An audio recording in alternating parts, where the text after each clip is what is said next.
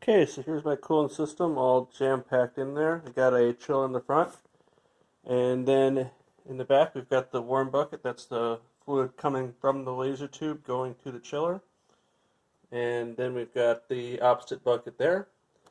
And we've got the fitting adapters I designed going through the sides of them. So that's below the water line, and it seems to be holding its water.